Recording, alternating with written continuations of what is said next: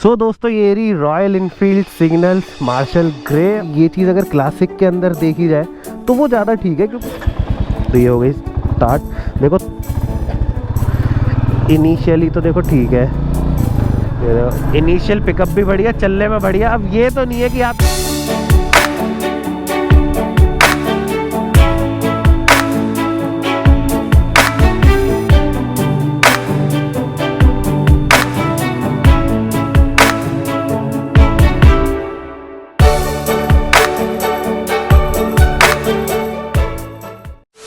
दोस्तों ये रही Royal Enfield signals marshal grey. और अपनी यूसी इंजन लेने से पहले मैं देख रहा हूँ यार क्या ये चीज़ सही है या नहीं। देखो मैंने ये वाला इंजन हंटर में राइड करा था और स्टैंडर्ड के अंदर भी राइड करा है, लेकिन मेरा मानना, जो मेरा पर्सनली मानना ये था कि ये चीज़ अगर क्लासिक के अंदर देखी जाए तो वो ज़्यादा ठीक है, क्योंकि देखो स्टैंडर्ड का टैग अलग था और इसका टैग बिल्कुल ही अलग है। तो एक तो इसमें चला के देखने की इसमें ये जो इंजन है परफॉर्म कैसा कर रहा है।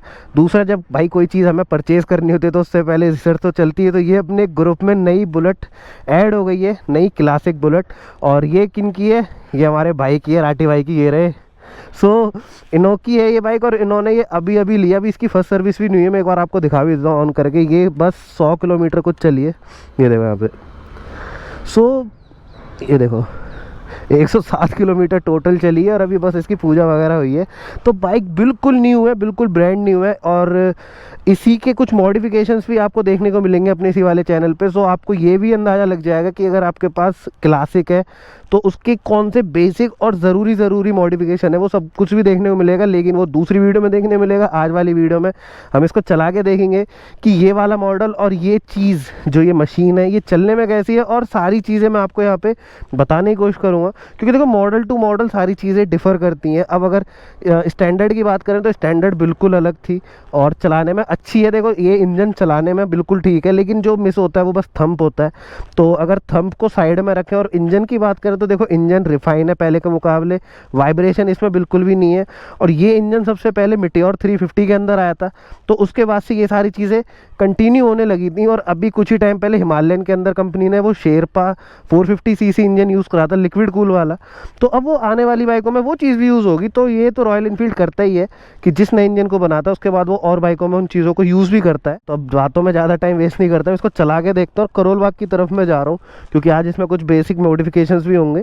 तो देखना है कि वो सारा कुछ होगा, कैसा क्या सब कुछ रहेगा वो भी आपको पता लगेगा, लेकिन अगेन दूसरी वीडियो में। तो अब इसको पहले स्टार्ट करते हैं।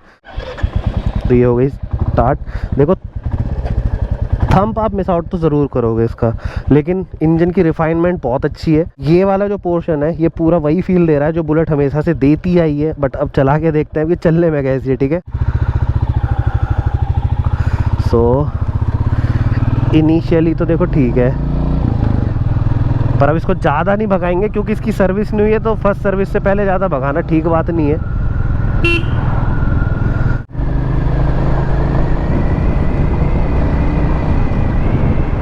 अभी तो एक तो बिल्कुल न्यू है, तो इंजन में भी एक अलग ही तरीके का पंच है। और देखो टेस्ट राइड वाला जो व्हीकल होता है ना वो कई हाथों में चला होता है, लेकिन जो पर्सनल बाइक होती है वो बंदे ने बस अकेले चलाई होती है। तो इसलिए वो चीज़ ज़्यादा ठीक रहती है। तो सही है, अच्छी चल रही है।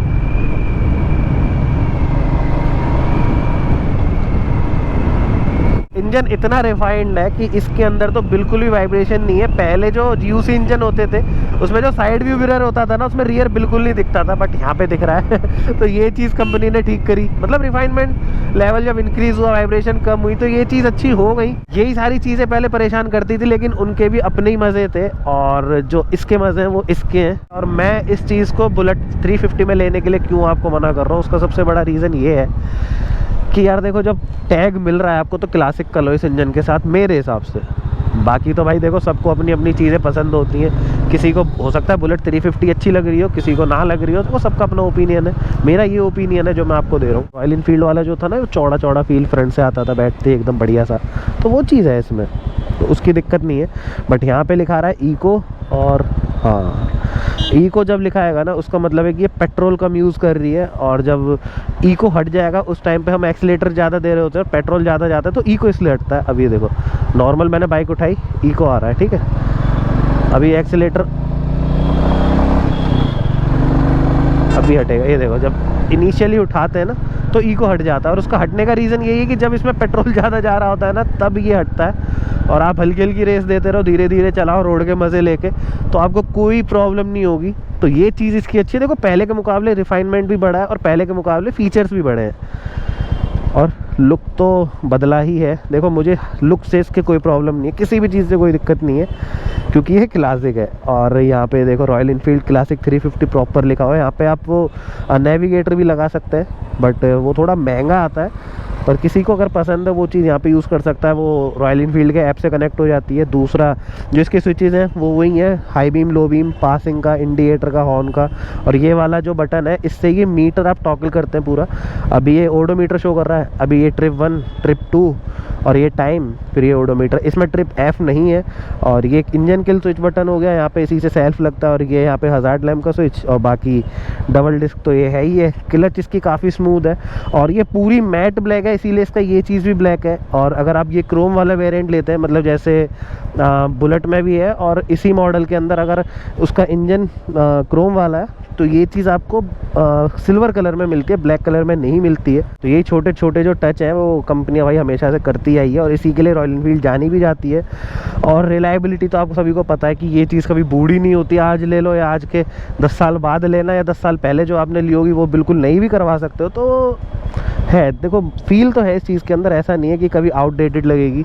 और जो इसको पसंद करते हैं ना भाई वो किसी और चीज़ को पसंद कभी कर ही नहीं सकते। वो मेरा पर्सनल एक्सपीरियंस है इस चीज़ का। इनिशियल पिकअप भी बढ़िया, चलने में बढ़िया। अब ये तो नहीं है कि आप इसको लेके सोच रहे हो भाई स्प्लेंडर चला रहे हो, स्प्लेंडर वाला फील नहीं है। स्प्लेंडर वाला फील इसके अंदर इसलिए नहीं आता क्योंकि ये जितनी भी चीज़ें हैं ना ये बुलेट वाली ही है, जो क्लासिक में, बुलेट में, सब में आती थी। बस एक इंजन इसका चेंज करा है जिससे वाइब्रेशन कम हुई है। पावर अभी भी उतनी है, पहले भी 350 सीसी आता था, अभी भी ये 350 है। तो पिकअप के मामले में तो जब भी अच्छी थी, आज भी अच्छी है, बस रिफाइनमेंट लेवल बढ़ गए इसके। अभी देखो 60 से ऊपर जा रही है, हल्का सा एक्सेलरेट कर रहा हूँ, कोई दिक्कत नहीं हो रही।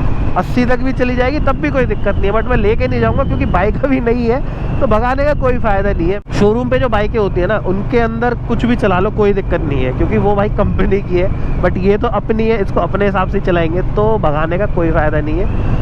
तो आराम से चलाओ। इको यहाँ पे जल ही रहा है, इसका मतलब हम ज़्यादा फालतू भगा ही नहीं रहे। और एक्सीलरेटर तो आप देख ही रहे हो मैं कितना कम ही दे रहा हूँ। और बस आज मुझे ये पता लग जाएगा कि मुझे यूसी इंजन अपने लिए चूज़ करना चाहिए या जे सीरीज़। और वैसे तो यूसी इंजन की रिसर्च ज़्यादा चल रही है, क्योंकि मुझे पर्सनली वो ज़्यादा पसंद है किक की वजह से, और थोड़ा मतलब उसमें पंच था, फील था, बस यही है और तो कुछ नहीं है। बाकी अब ये हो गई न्यूट्रल। गियर भी काफ़ी स्मूथ हो गए इसके पहले के मुकाबले। पहले अटकते थे, खटपट करते थे, बट अब वो चीज़ नहीं है। अब तो सिंपल है। अब यहाँ से राइट लेंगे और फिर हम करोल बाग पहुँच जाएंगे, तो पहले यहाँ से राइट ले लेते हैं और फिर करते हैं आप सभी से बातचीत। तो रुको मैं पहुँच गया। सो भाई मज़े में हम बात करते करते पहुँच गए करोल बाग। रास्ते में कैमरा करना हो गए भूल। अब रास्ते में तो हमने कैमरा ऑन करा नहीं, पीछे रहे हनुमान बाबा जी, और यहाँ से लेफ्ट है करोल बाग। सो राइड तो देखो मैंने करा और निष्कर्ष सारा यही निकल कर आया, बाइक अच्छी है, आप बिल्कुल लो। और 350 सीसी की पावर मिलेगी भाई चलाने के लिए आपको, वो भी कम वाइब्रेशन में, तो क्या ही बुरी है।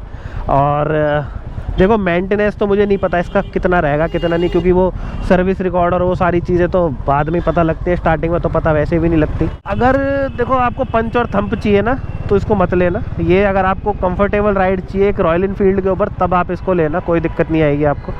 बाकी मैंने तो इसको खूब चला लिया। अब इसको पहले एक जगह कहीं पे खड़ा कर लेता हूँ, और सामान वगैरह तो लेना ही है। अब वो चीज़ आप दूसरी वीडियो में देखने को मिल जाएगा आपको सारी चीज़ें। बाकी एक बार रुक जाओ यहाँ पे। सो भाई मैं पहुँच गया करोल बाग, और मैंने कर ली इसकी अच्छी खासी राइड। मुझे तो देखो चलाने पर्सनली काफ़ी अच्छी लगी, और कुल मिला के पूरा ओपिनियन अगर मैं आपको दूँ तो यही है कि अगर आपको लेनी है ना ये बुलेट जे सीरीज़ इंजन में, तो आप लो भाई क्लासिक, या फिर अगर आपको कॉम्पैक्ट चाहिए तो लो आप हंटर।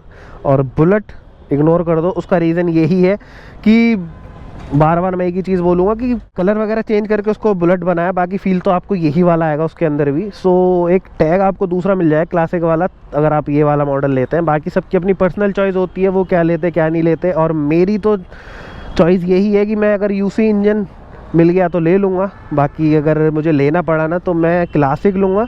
और ये सिग्नल से मैं लूँगा गन मेटल ग्रे।